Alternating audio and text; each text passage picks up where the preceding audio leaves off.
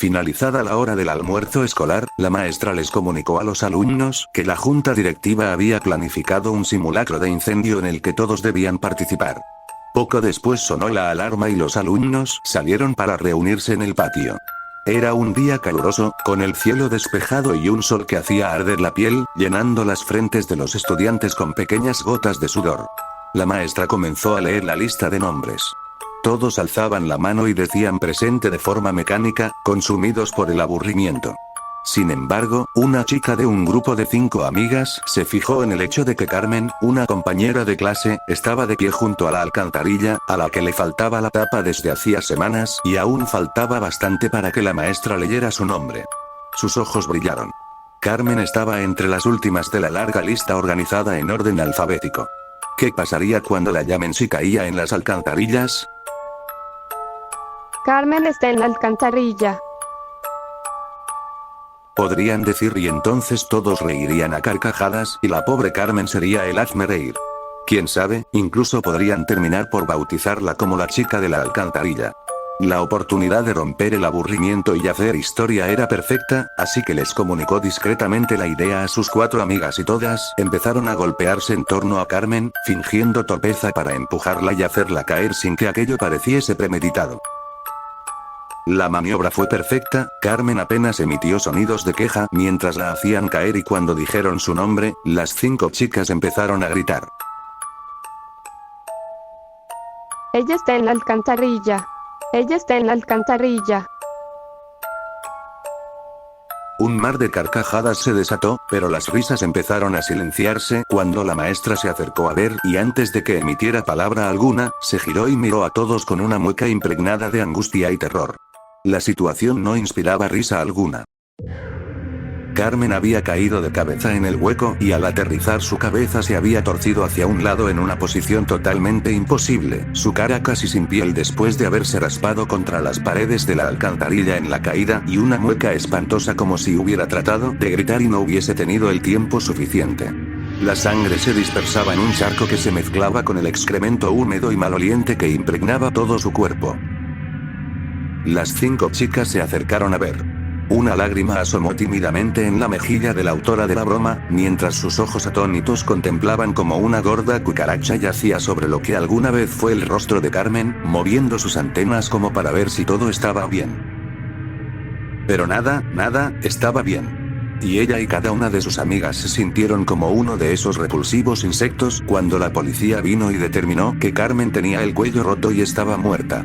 Según dijeron, al caer, Carmen se golpeó con las escaleras metálicas de tal forma que perdió la cara y después se rompió el cuello al estrellarse contra el cemento. Minutos después se llevaron el cadáver de Carmen, acompañado por una procesión de moscas cuyos zumbidos eran casi el único ruido en medio del fúnebre silencio. Ese día hubo un interrogatorio después de clases. Todos debían ir. En el interrogatorio las 5 chicas dijeron que fue un accidente y que ellas fueron testigos. La policía les creyó y el caso de Carmen Winstead se cerró, pero algo aún más siniestro había comenzado. Meses después, compañeros de clase de la fallecida Carmen empezaron a recibir correos electrónicos que se titulaban: La empujaron. Con eso, esos correos afirmaban encarecidamente que a Carmen la habían empujado y que su muerte no fue un accidente. También, los correos decían de manera firme que los culpables debían asumir la responsabilidad del crimen, puesto que, de lo contrario, habría terribles consecuencias. La mayoría pensó que los correos eran una farsa elaborada por alguien que quería divertirse causando temor, pero otros, por la severidad de estos misteriosos correos, realmente no estaban tan seguros.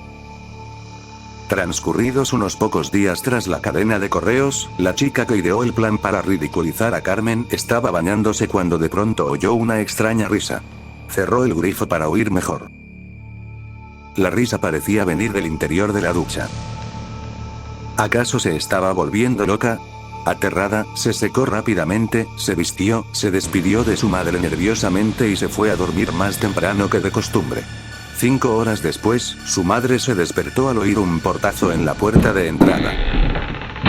Su hija no estaba en la habitación ni en ningún lugar de la casa. Llamó a la policía, pero los agentes poco podían hacer al respecto, ya que no se podía interponer una denuncia en personas desaparecidas hasta que transcurrieran 48 horas. Aún así prometieron a la desconsolada madre patrullar las calles cercanas para buscar a su hija. La búsqueda de familiares y amigos tampoco tuvo éxito y la chica no apareció aquella noche. La mañana siguiente, mientras el conserje del colegio limpiaba las hojas secas del patio, se encontró que la tapa de la alcantarilla, que habían vuelto a colocar después de producirse la trágica muerte de Carmen, había sido levantada y apartada a un lado. Al asomarse, descubrió algo realmente escalofriante. Parece que la chica desaparecida la había retirado antes de lanzarse de cabeza por el conducto y se encontraba en el fondo con el cuello roto y la cara destruida, borrada por los golpes que se había dado al caer y golpearse con las escaleras metálicas de las cloacas. Una muerte idéntica a la que sufrió Carmen. El mismo destino les esperaba a las otras 4 culpables de la muerte de Carmen. Tras la muerte de las 2 primeras, un equipo del ayuntamiento soldó la alcantarilla para que nadie más pudiera abrirla. Sin embargo, eso no pareció impedir a la tercera víctima arrancarla del suelo, algo que requería una fuerza sobrehumana. Por supuesto, esa fue la gota que colmó el vaso, y se decidió colocar vigilancia a las 24 horas del día en ese peligroso punto de encuentro para suicidas. Las 2 víctimas restantes murieron de la misma forma, pero el espíritu de Carmen en esta ocasión las guió hasta alcantarillas cercanas a sus domicilios. La vigilancia podría frustrar sus planes. Una por una cayeron en las alcantarillas, perdiendo el rostro y rompiéndose el cuello. Todas se habían quedado dormidas antes de su trágica muerte. En ese momento, cuando se encontraban más vulnerables, Carmen aprovechaba para poseer sus cuerpos y guiarlas como si se tratara de un caso de sonambulismo hacia una muerte tan cruel como la que ella había sufrido. Un destino cruel porque podían sentir todo lo que ocurría, pero no tenían control sobre su cuerpo. Pero la cadena de muertes no se detuvo ahí, ya que posteriormente, otros compañeros de clase de Carmen también fueron encontrados muertos en distintas alcantarillas, con el cuello roto y el rostro anulado. Ellos y ellas también se habían dormido antes de aparecer muertos. Resultaba muy inquietante pensar que todos esos otros compañeros muertos no habían creído en los correos electrónicos que afirmaban que Carmen fue empujada. ¿Acaso el espíritu de Carmen se estaba vengando? ¿Podría esto explicar muertes tan extrañas, en las que no se entendía cómo diablos los cuerpos habían ido a parar a la alcantarilla, sin que nadie advirtiera con claridad el rumbo que las víctimas tomaban antes de ser asesinadas? El espíritu de Carmen Winstead andaba suelto, y quien no creyese que ella fue empujada, corría el riesgo de ser castigado con una muerte semejante a la de Carmen, muerte que caería sobre él o ella durante las horas de sueño, con un sigilo que solo se rompería al caer por la alcantarilla.